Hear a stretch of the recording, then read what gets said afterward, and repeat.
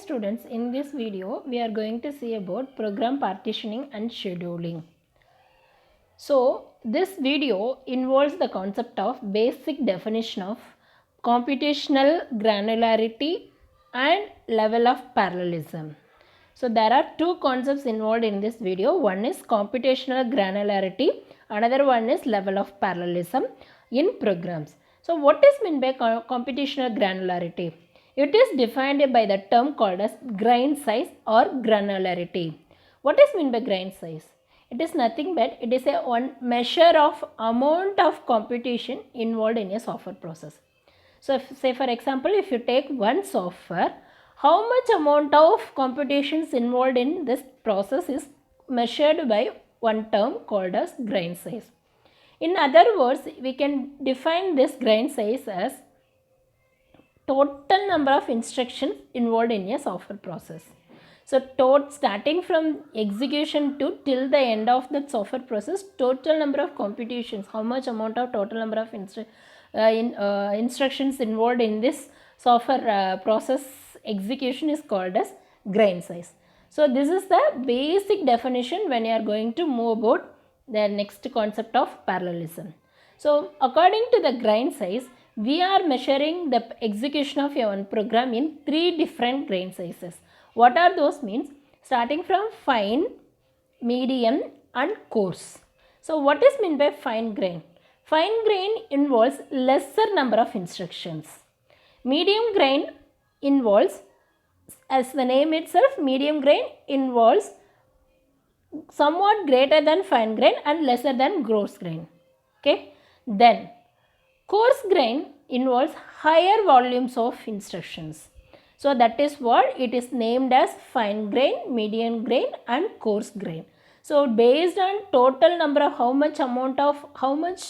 number of instructions involved in a software process execution, that grain size is defined as fine, medium and coarse. Okay, fine. So in the next, when you take one program execution, so when you take one program execution or software execution, it is defined in 5 different levels. What are those? Starting from instruction level to total to the highest job level.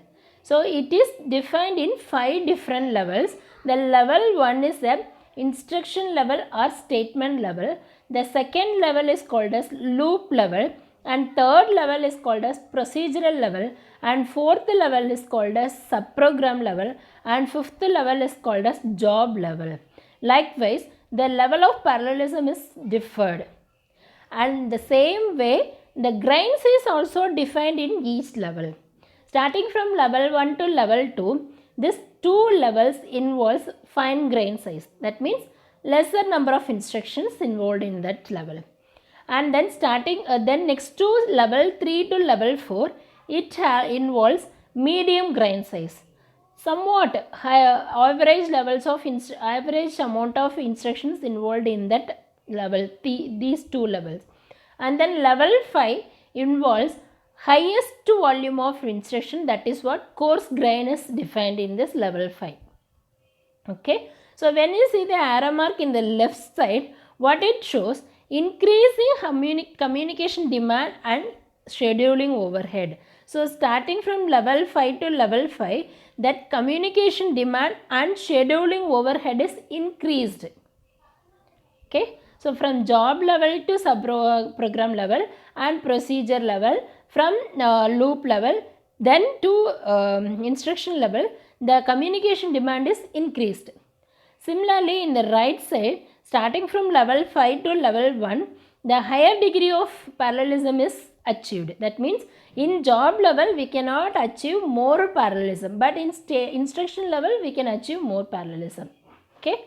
So the parallelism is heavily achievable in level 1 and level 2, whereas compared with level 5. So this is what depicted in level of parallelism. Let us see each level in one by one. So in the first level is instruction level. In the instruction level, the grain size is typical value of the grain size is less than 20 instructions. So when you take instruction level, that grain size is lesser than 20 instruction, and in this level we can achieve more parallelism. Then next one is loop level. Loop level, it corresponds to iterative loop operation, because this loop, in the sense, we know about the meaning of loop, for loop, while loop, do while loop, and all we have worked in the coding side. So when you process about the loop level, this level has some fine grain granularity size also. What is the typical value of this instructions in this level means it is less than 500 instructions. Okay. Then procedure level, third level is procedure level. This achieves medium grain size parallelism at the task, procedure and subroutine and coroutine levels. So what may be the typical value of grain size here means it less than 2000 instructions. Okay. Then fourth level, subprogram level. This also corresponds to the level of job steps and related subprograms. Say for example, what is mean by user defined functions or some macros. So this kind of program execution will come under this level, subprogram level. So what may be the typical value of these instructions in this level means it may be lesser than 10 or hundreds of thousands of instruction. Okay. So this is the fourth level. And fifth level, job program level. It is a complete job program. It is a complete entire execution of one job. So here achieving the parallelism in this level is not at all easy one. So here what may be the typical grain size means it may be a high of it may contain millions of instructions in a single program. We know that if you develop one software program, it may consist of millions of instructions to execute. To execute one entire software, it may involve millions of instructions. So achieving the parallelism in this level is not an easy one. Likewise, when you go and execute one program, it involves 5 levels where the deduction of parallelism is easily achievable in the level 1 and level 2. Why we are categorizing it in level 1 and level 2 means where we can achieve the parallelism easily. In which level the deduction of parallelism can be determined. So that is for that only this entire program execution is divided into 5 levels. Okay. Then next topic is grain packing and scheduling. So we know that what is meant by grain. Grain is simply a amount of computations involved in one software process. So next step is we need to pack the total number of instructions. Say for example, if your program is divided into some levels of grain sizes means we need to pack the grain sizes according with which node and what is the grain size. Likewise, we need to pack, then we can schedule it.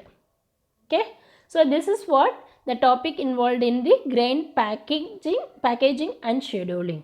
Then it is determined by the algorithms used and architectural support provided by patterns include. What are the patterns include? Permutations, broadcast, multicast, conference and etc. Okay. So in this grain packaging, how to package the grain, we need to answer 2 questions. One is, how can I partition a program into parallel pieces to yield the shortest execution time? First question is, how can I partition a one program? That is a simple question. After partitioning, what may be the optimal size of my parallel grain? So these 2 questions should be answered. How we can answer? The solution for this 2 question is grain packing.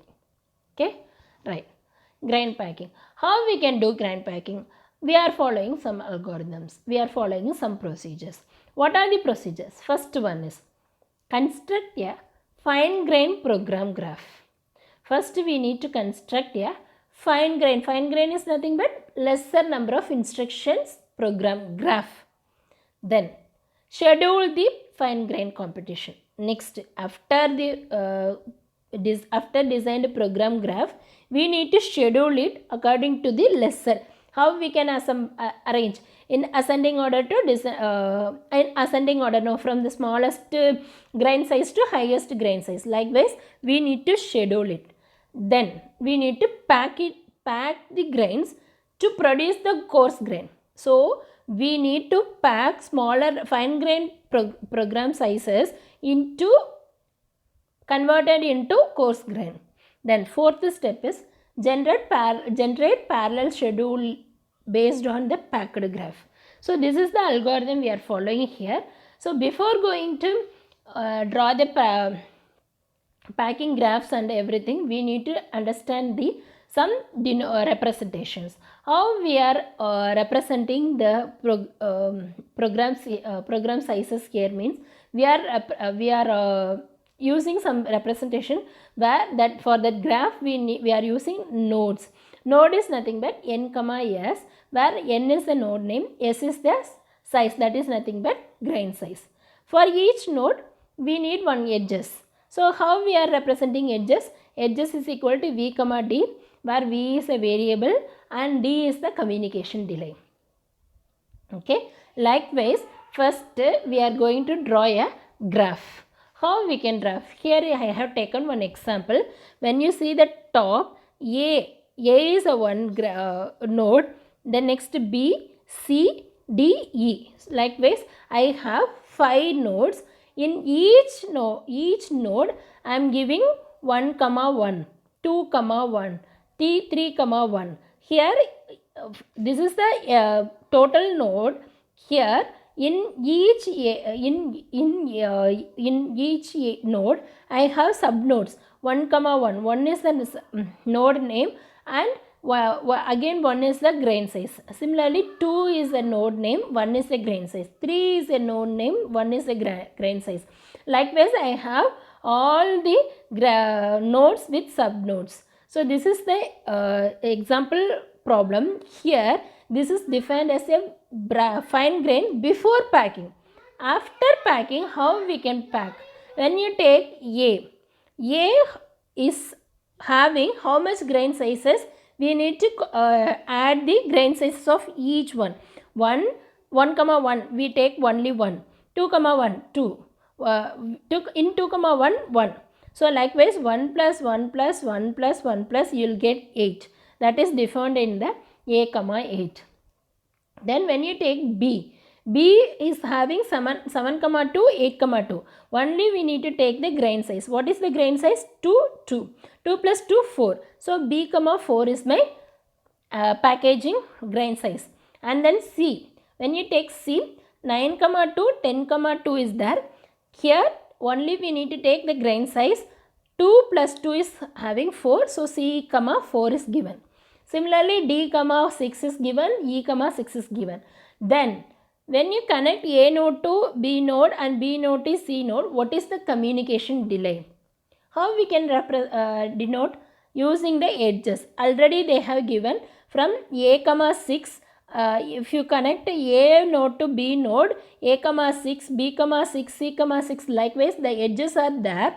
When that edges is having communication delay and what is the edge name. So both we should write it here. So this is what before packaging, how these grain sizes are measured. After packing, how this grain sizes are measured. This is an example concept. I hope you understand how to pack the grains according to the node, grain sizes and edges. I catch you in the next video about next topic. Thank you.